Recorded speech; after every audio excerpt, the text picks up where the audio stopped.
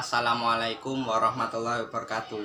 Hai semua, kami dari kelompok 2 kelas 10 IPA 3 SMA Negeri 6 Surabaya akan menjelaskan materi tentang Kesultanan Goa Talo. Kesultanan Goa Talo dapat dilacak sejak masa pra-Islam, tepatnya pada abad ke-15. Pada abad ke-15 di Sulawesi Selatan telah berdiri banyak kerajaan bercorak Hindu. Salah satunya adalah Kerajaan Goa.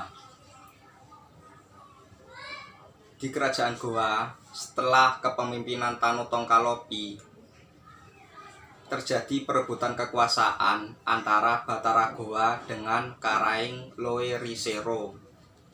Perebutan kekuasaan ini terjadi karena adanya perselisihan antar pewaris kerajaan.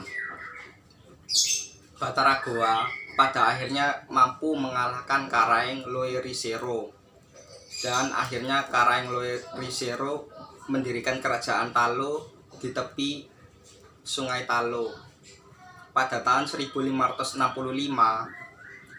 kedua kerajaan kembar ini mengadakan kesepakatan untuk kembali menjadi kerajaan yang utuh seperti sebelumnya, dengan semboyan Rua Karaeng Sekre Ata. Masa pemerintahan Sultan Alauddin. Nama asli dari Sultan Alauddin adalah Ki Mangarangi Daeng Marabia. Beliau masuk Islam pada tahun 1605 berkat dakwah dari Datuk Ri Banda dan Datuk Sulaiman dari Minangkabau. Peristiwa ini menandai bahwa Kerajaan Goa Talo telah menjadi Kesultanan Islam. Sultan Alauddin dalam memerintah kerajaan dibantu oleh sebuah dewan yang disebut Kasuwiyang Salapanga atau Bate Salapanga, yang berarti Majelis 9. Kesultanan Goa Talo juga memiliki seorang Pacalaya atau hakim untuk mengawasi pelaksanaan undang-undang dalam pemerintahan. Sultan Malikus Said adalah sultan kedua dari Kesultanan Goa Talo. Beliau memerintah dari tahun 1639 hingga tahun 1653 Masehi. Pada masa pemerintahan beliau, Kesultanan Goa Talo berada pada puncak kejayaannya. Wilayah kekuasaan Kesultanan Goa Talo membentang luas, meliputi sebagian besar Pulau Sulawesi, Kutai, hingga Sumbawa. Kesultanan Goa Talo juga menjadi salah satu pusat perdagangan terbesar di Nusantara selain Malaka maupun Palembang. Hal ini karena letak geografis Kesultanan Goa Talo atau Pelabuhan Makassar yang sangat strategis, berada di tengah-tengah jalur perdagangan antara Sumatera, Jawa, Kalimantan dengan Maluku. Kesultanan Goa Talo adalah negara maritim, sehingga basis kebudayaannya adalah budaya bahari. Berbeda dengan Kesultanan Mataram dan Kesultanan Pajang di Jawa yang berbasis agraris. Salah satu bentuk contoh yang membuktikan bahwa Kesultanan Goa Talo adalah negara maritim yang berbasis bahari adalah peninggalan kebudayaan berupa kapal pinisi dan lumpuh. Dalam Kesultanan Goa Talo terdapat pelapisan sosial, yaitu golongan bangsawan yang biasa disebut anak karung atau karaeng. Yang kedua, masyarakat biasa yang biasa disebut Romaradeka. Yang ketiga, golongan masyarakat bawah yang biasa disebut golongan Ata. Peninggal Sultan Malikus Said, beliau digantikan oleh anaknya sendiri, yaitu Sultan Hasanuddin. Masa pemerintahan Sultan Hasanuddin lebih banyak diisi dengan perjuangan melawan VOC yang kala itu datang di Kesultanan Goa Talo. Pada pertengahan abad ke-17, VOC berusaha untuk memonopoli perdagangan di Kesultanan Goa Talo. Pelabuhan Makassar memiliki lokasi yang sangat strategis sebagai penghubung antara Maluku dengan pusat logis VOC di Batavia dan Malaka. Sangat menarik perhatian VOC. Kebijakan ekstirpasi atau penebangan tanaman rempah untuk menjaga harga yang dilakukan VOC juga membuat geram Kesultanan Gua Talu. Sultan Hasanuddin menolak keras hal tersebut. Pada tahun 1660, VOC mulai menyerbu Makassar, tetapi belum berhasil.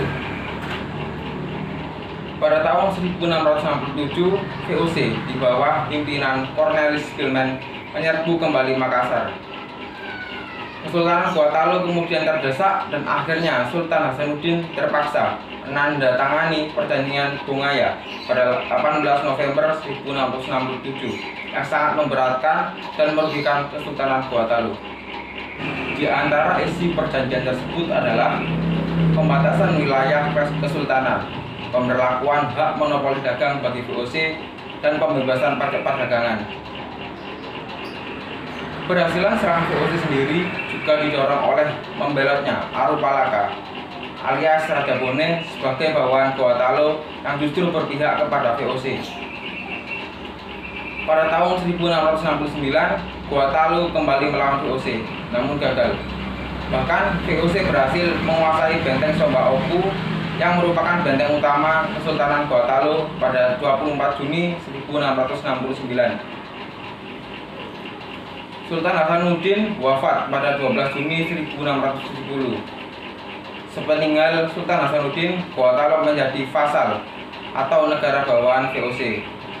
Para sultan yang memerintah sesudahnya tidak memiliki banyak pengaruh bagi kesultanan.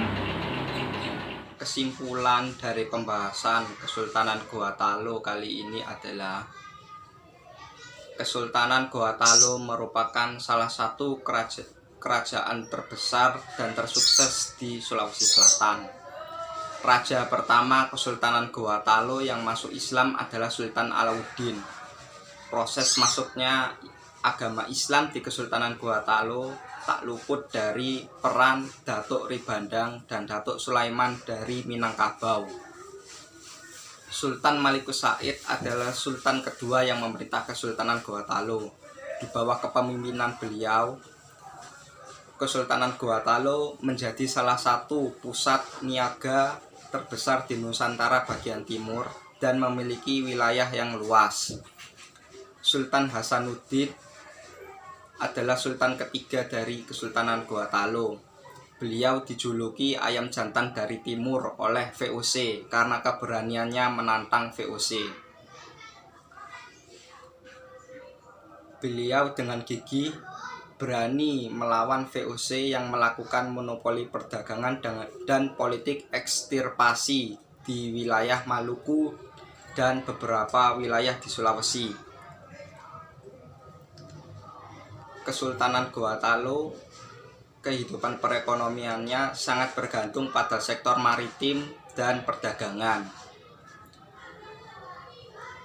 Kesultanan Gua Talu juga merupakan salah satu kerajaan berbasis bahari di Nusantara. Salah satu buktinya adalah hasil kebudayaan berupa kapal pinisi dan lombo. Kami berharap para guru, pembaca, dan teman-teman dapat memberikan saran demi perbaikan video kami. Kami pun memohon maaf sebesar-besarnya jika terdapat kesalahan dalam penulisan dan perkataan. Demikian yang dapat kami sampaikan. Wassalamualaikum warahmatullahi wabarakatuh. Sekian, terima kasih.